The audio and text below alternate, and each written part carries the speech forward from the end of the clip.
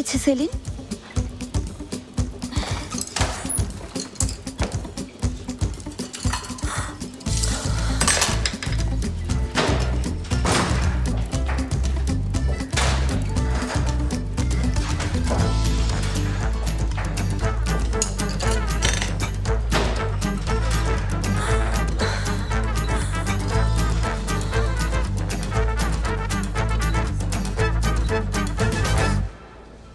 কিছু হয়েছে মিস্টার ডেমির? হ্যাঁ হয়েছে, সেটা নিয়ে পরে কথা বলবো। মিস সেলিন, গ্যালারির ক্লায়েন্ট আপনার সাথে কথা বলতে চান। ইন্টেরিয়র ডিজাইনের অনুমতি পেয়েছি।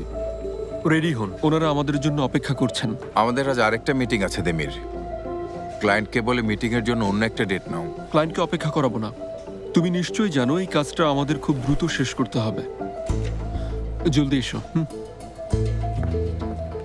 ডেমির, আজ কিন্তু আমাদের তিনজনকেই বোর্ডে যেতে হবে শেয়ার বিক্রির বিষয়ে কথা বলার জন্য। এখন গ্যালারিতে গেলে তুমি কিভাবে যাবে? মিটিং গ্যালারিতে হবে না, ওদের হেড অফিসে হবে। আমি ওখানে পৌঁছে যাব।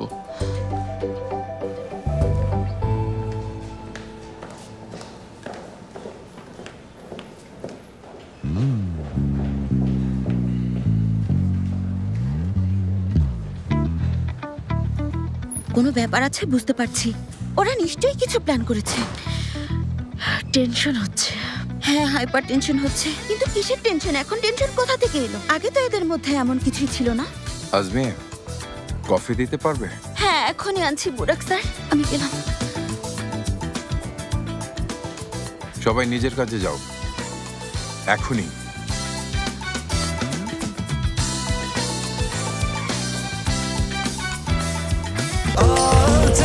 স্বাস্থ্যকর অল টাইম হানিকম, সব সময় all time healthy life.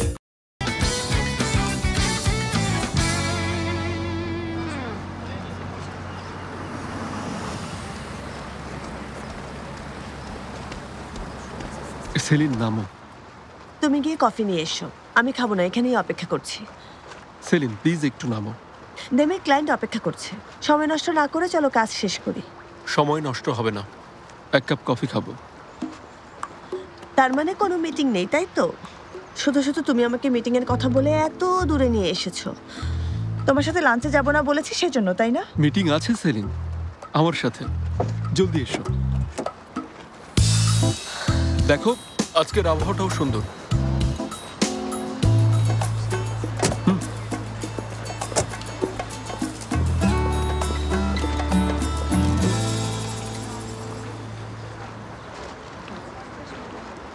Thank you.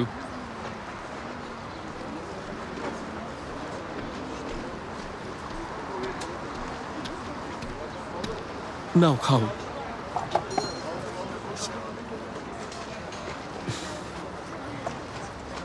আমি একটা সিদ্ধান্ত নিয়েছি সেলিন। হ্যাঁ, বুঝতে পারছি। সারা রাত ঘুমোতে পারিনি। এভাবে চলতে পারে না, আর এসব করে লাভ নেই। হ্যাঁ, তুমি ঠিকই বলেছো। ঠিক, এসব করে সত্যি কোনো লাভ নেই।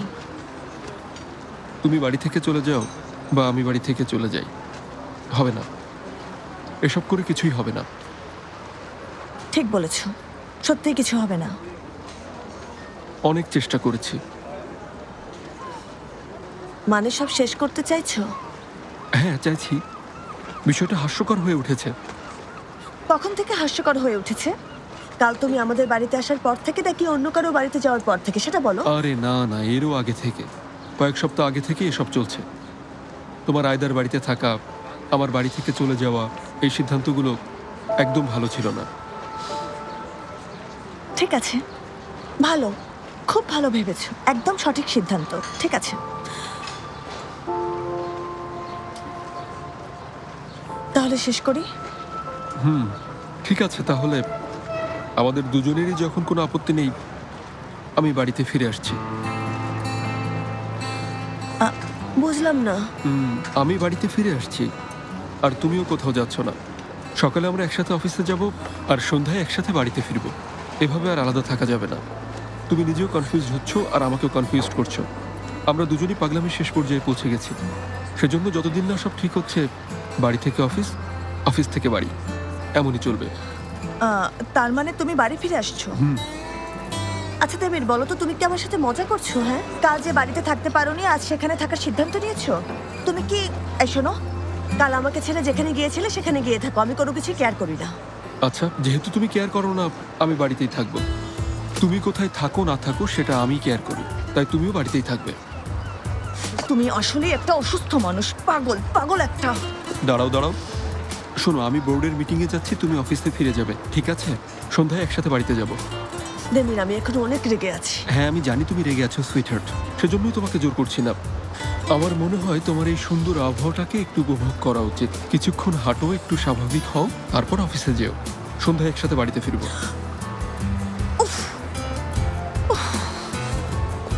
হ্যাঁ, এটাই তাহলে কারণ, রাগে পাগল হয়ে গেছে।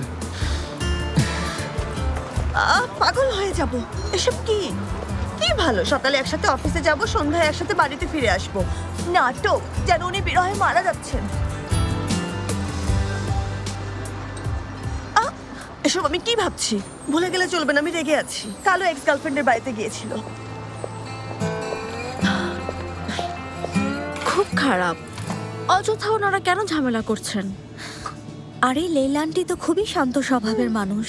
যদিও মুহাররেম ওস্তাদ একটু রাগী, কিন্তু পরিস্থিতি ঠিক সামলে নেবেন। উনি লেইলা আন্টিকে অনেক ভালোবাসেন।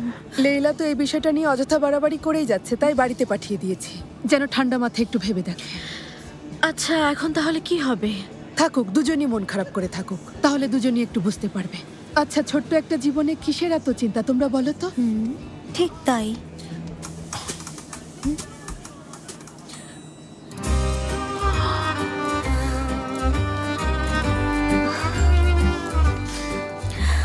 তুমি কখন এসেছো?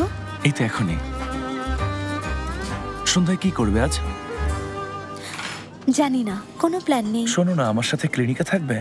রাতে ডিউটি, বের হতে পারবো না, তোমাকে খুব মিস করব।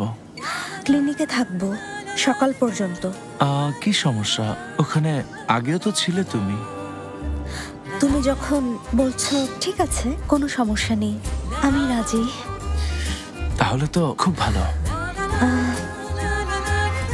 তোমার জন্য আমি ডেজার্ট নিয়ে আসি। তুমি তো আছো ডেজার্ট। ইবো, ঠিক আছে, তাহলে একটা আপেল পাই, তার সাথে চকলেট সস দাও, সাথে আর একটা আইসক্রিম। মজা করছো তাই না? মোটেও না, আর একটা চা।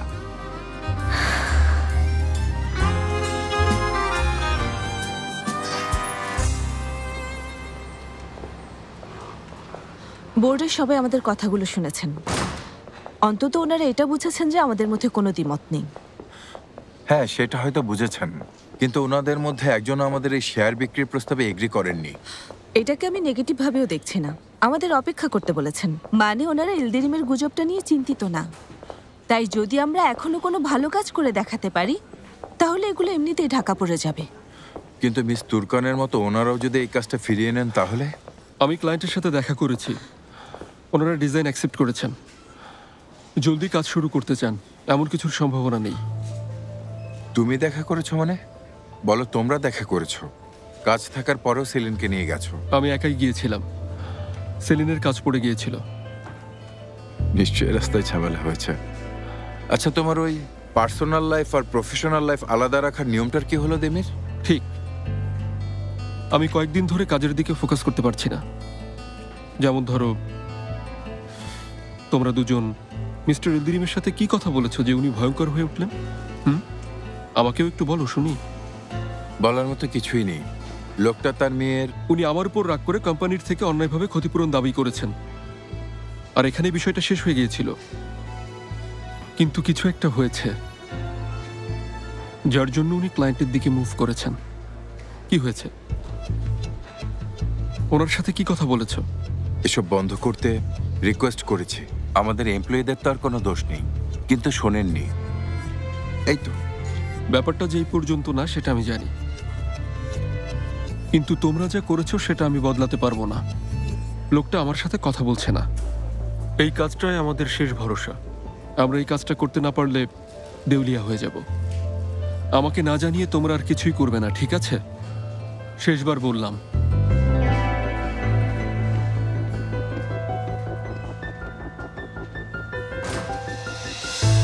শেষবার সাবধান করেছে। আমি সত্যি খুব ভয় পেয়েছি। কি তুমি ভয় পাওনি?